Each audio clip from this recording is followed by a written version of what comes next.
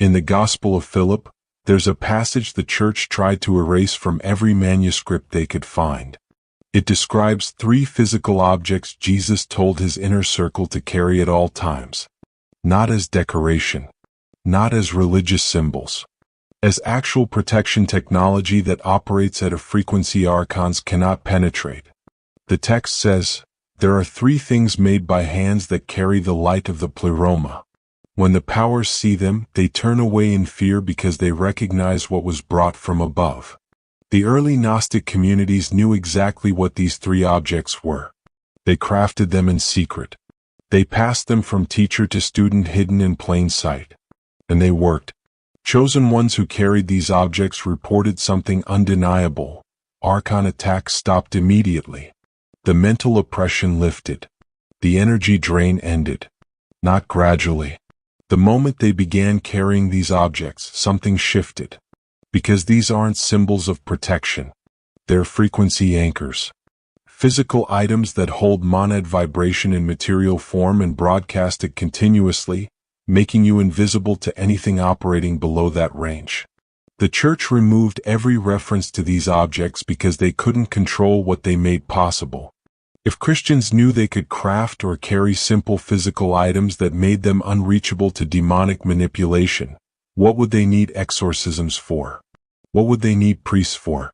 The entire system of institutional spiritual warfare collapses when protection becomes this direct, this accessible, this undeniable. Tonight, you're going to learn what these 3 sacred objects are, why Archons fear them more than any prayer or ritual, and which one you should get starting tonight based on what you're experiencing right now. If you're carrying sacred protection tonight, comment, "Archons fear this" right now. The first object Jesus revealed is a stone that appears across every ancient mystery tradition because it does something to human consciousness the Archons cannot block. Lapis lazuli. Not just any blue stone.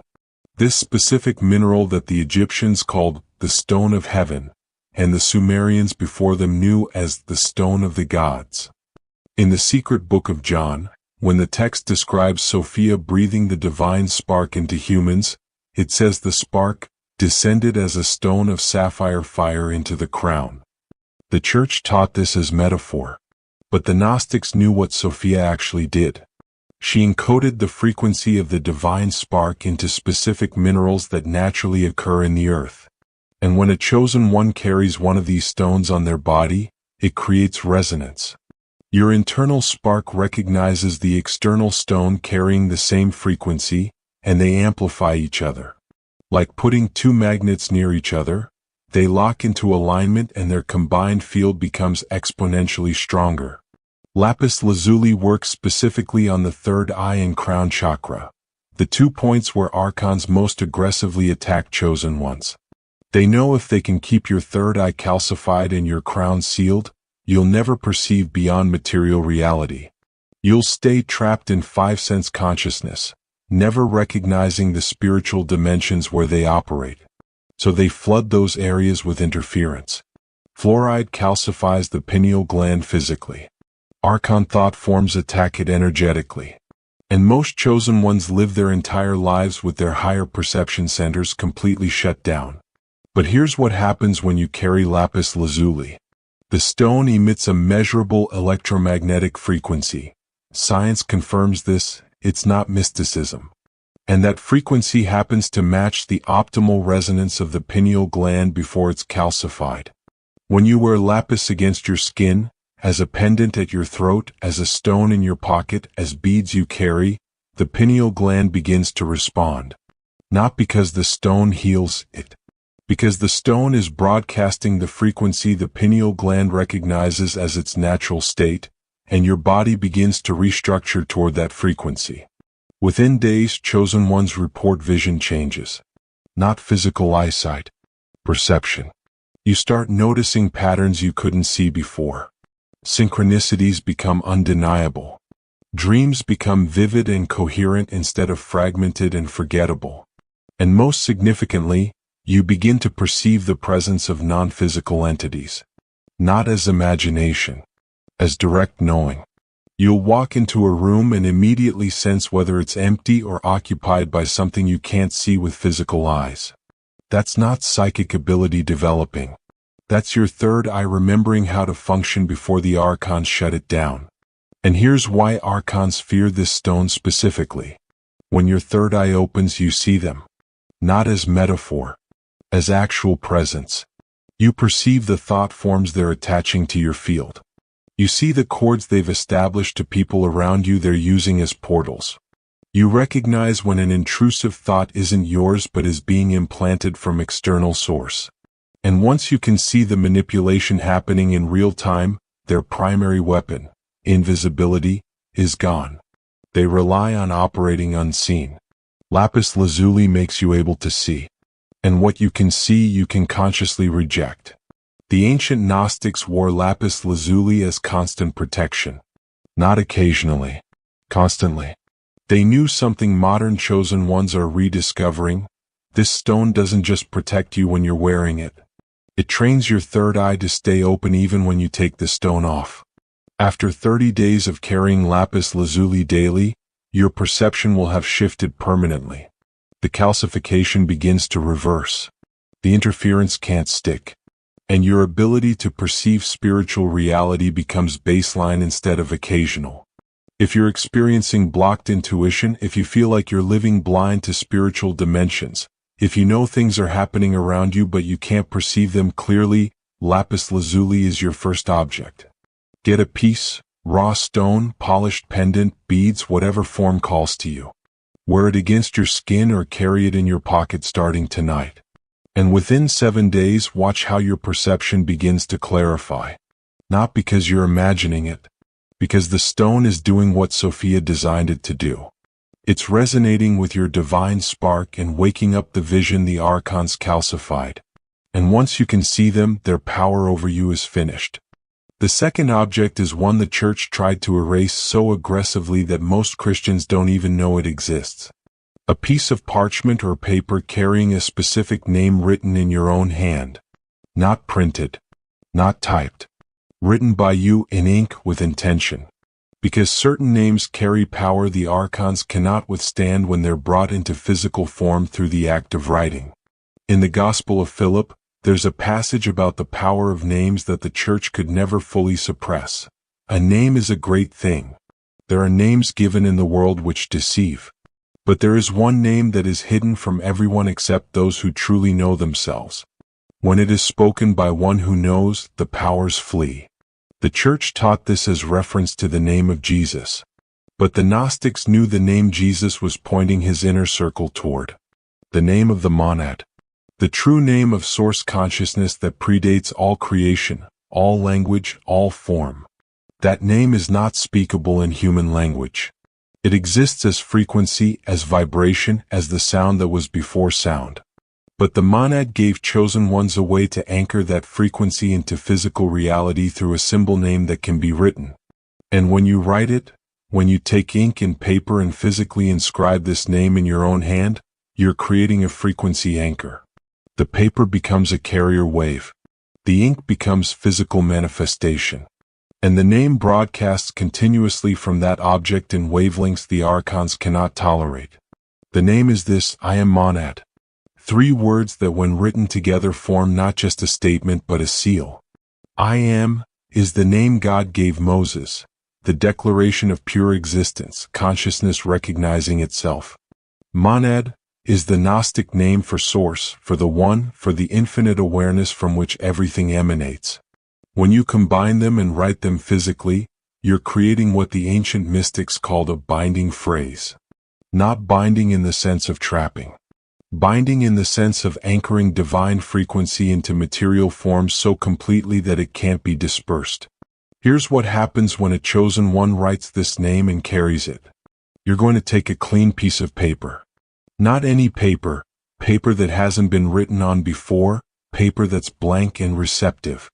And you're going to write in ink, not pencil, ink, because ink is permanent and binding, these 3 words, I am monad. Write them slowly. Write them with full awareness of what you're declaring. You're not making a statement. You're creating a frequency anchor that will broadcast continuously from that paper the truth of what you are. Once written, fold the paper 3 times. Each fold is an act of sealing. First fold, you're sealing your recognition of your divine nature. Second fold, you're sealing your connection to Source. Third fold, you're sealing your protection from anything operating below monad frequency. Then carry this paper on your body, in your wallet, in your pocket, in a small pouch around your neck. Somewhere it stays with you constantly. Within hours, not days, hours, you'll notice mental clarity you haven't experienced in years. The fog lifts. The confusion dissolves. Decisions that felt impossible suddenly become obvious. That's not you suddenly getting smarter. That's the Archon interference cutting out. They manipulate primarily through confusion. They keep you in perpetual doubt, perpetual second-guessing, perpetual mental fog, so you never move forward with clarity and power. But when you're carrying your written name, when I Am Monad is broadcasting from your field continuously, they can't generate that fog anymore. The frequency of the name dispels confusion the way light dispels shadow. Automatically, continuously, effortlessly. Chosen ones also report that attacks through other people stop. The arguments that used to erupt randomly don't ignite. The people who would normally drain you or provoke you suddenly seem uninterested in engaging. It's not that you changed your behavior. It's that the Archons using those people as vectors can sense the name broadcasting from your field, and they redirect the attack elsewhere because you've become too energetically expensive to target. The written name is like a spiritual restraining order. It doesn't fight them off. It makes them recognize you're protected by authority they cannot challenge. And here's why Archons fear the written name more than any spoken prayer. Spoken words dissipate. You say a prayer, it's over, the frequency fades. But written words hold. The name stays anchored in physical form, broadcasting continuously, never weakening, never stopping. As long as you carry that paper, you're carrying a permanent broadcast that says to every entity in non-physical dimensions, this being is monad aligned. This being knows what they are. This being cannot be deceived, manipulated, or harvested. The early Gnostics carried written names constantly. They would write sacred phrases on parchment, fold them into tiny squares, and wear them in small leather pouches around their necks or sewn into their clothing. Not as superstition, as technology. They understood what modern science is only now confirming. Written language creates standing waves of electromagnetic frequency that persist as long as the writing exists. And certain combinations of words create frequencies that non-physical entities can perceive and must respond to. If you're experiencing mental fog, confusion, or constant attacks through people around you, the written name is your second object. Tonight, get clean paper and ink. Write, I Am Monad in your own handwriting. Fold it 3 times. Carry it on your body starting immediately. And watch how everything that was clouding your clarity just dissolves. Not because you banished it, because you declared your nature, and that declaration carries authority the Archons cannot challenge. You're not asking for protection. You're stating your identity. An identity spoken and written is law in spiritual dimensions. The third object is one that requires nothing but your hand and ink, yet it carries more protective power than any blessed amulet the church could offer. A sacred symbol drawn by you. Not printed, not purchased, created by your own hand. Because when a chosen one draws certain geometric patterns, they're not just making art. They're anchoring frequency into physical form. In the Gospel of Philip, there's a teaching about symbols that the church could never fully erase. The truth did not come into the world naked, but it came in types and images. Translation: divine frequency can't exist in matter without a vessel. And the vessel the monad uses is geometry. Sacred patterns that, when drawn correctly, become portals. Doorways. Frequency anchors that broadcast monad light continuously from paper into the space around them. The symbol Jesus taught is the one the Gnostics called the monad circle. A circle with a single point in the center. Simple. Geometric. and absolutely devastating to Archon presence. The circle represents infinite consciousness. The point represents you, the divine spark, the localized expression of that infinite awareness. When you draw this symbol with your own hand, you're doing something the Archons cannot replicate. You're bringing recognition into form. The act of drawing it is the act of declaring, I am the point within the infinite. I am monad consciousness in temporary human form. Here's what happens when you draw this symbol and place it in your space. Get clean paper. Get ink or a pen. And draw a circle. Doesn't have to be perfect, it has to be intentional. Then place a single dot in the exact center. As you draw, hold awareness of what it represents. You are the point. The monad is the circle. You are not separate. That awareness infuses the drawing with your recognition, and recognition carries frequency. Once drawn, place this symbol somewhere you'll see it daily. On your wall. On your altar. Next to where you sleep. The symbol works like a frequency broadcast tower. It's constantly emitting the pattern of divine unity, circle and point, infinite and individual, monad and spark in perfect recognition of their inseparability. And Archons, who exist by maintaining the illusion of separation, cannot function in the presence of that pattern. It's not that the symbol repels them. It broadcasts a frequency that makes the space inhospitable to entities operating through separation consciousness. Chosen ones report that within days of placing the monad circle symbol in their space, the atmosphere shifts.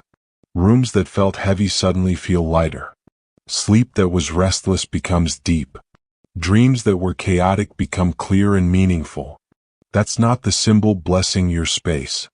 That's the symbol holding monad frequency stable in that location, and everything vibrating below that frequency naturally exits because it can't maintain coherence there. And here's why Archons fear the drawn symbol specifically. Lapis lazuli you carry on your body, it protects you personally.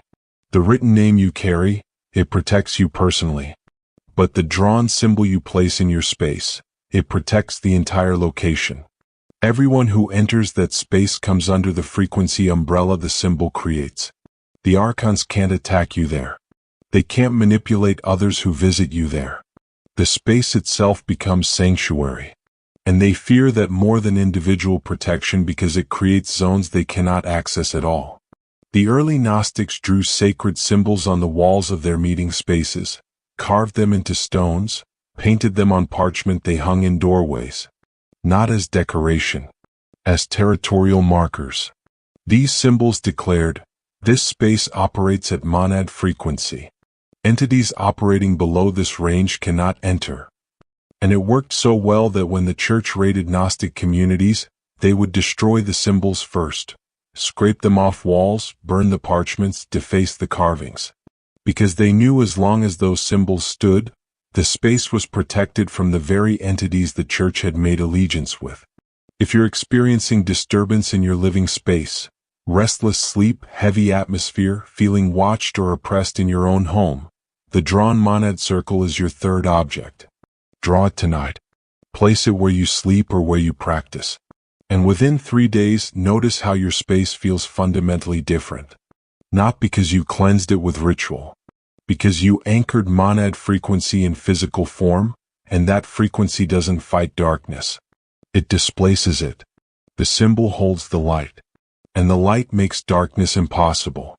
Jesus revealed 3 sacred objects Archons fear most to his inner circle. Lapis lazuli to open the vision they calcified. The written name, I am monad, to anchor your identity in physical form. And the beeswax candle, to generate sacred light that makes you invisible to anything operating in darkness. These aren't symbols. They're technology. Physical objects that hold monad frequency and broadcast it continuously or activate it on command. The church removed every reference to these objects because they couldn't control what they made possible. If Christians knew they could carry simple, accessible items that provided complete protection from demonic interference, the entire system of priestly spiritual warfare would collapse. You don't need exorcisms. You don't need holy water blessed by priests. You need a stone, a piece of paper, and a candle. That's it. And the moment you start carrying these objects, the Archons lose access to you. Tonight, choose one based on what you're experiencing. Blocked vision, lapis lazuli. Mental fog, written name. Practice interference, beeswax candle. Get it tonight. Use it tonight. And by tomorrow, you'll know the difference between living under constant Archon pressure and living in frequency they fear. Not because someone told you it works, because you'll feel them leave. If you're carrying sacred objects tonight, do 3 things right now. First, comment, Archons fear this below. Declare your protection. Second, subscribe to Divine Codes because advanced techniques using these 3 sacred objects are coming. Third, like this video so other chosen ones discover what Jesus revealed about physical protection before the Archons suppress this teaching again. Do all 3 now. Then tonight, get one of these 3 objects. Lapis lazuli, written name, or beeswax candle. Carry it. Use it. And watch how everything that's been oppressing you just stops. Not gradually. Immediately. Because you're no longer accessible at the frequency they operate. You're monad aligned. Protected by objects that carry divine frequency in physical form. And the Archons can't touch what vibrates above their range. You're untouchable now.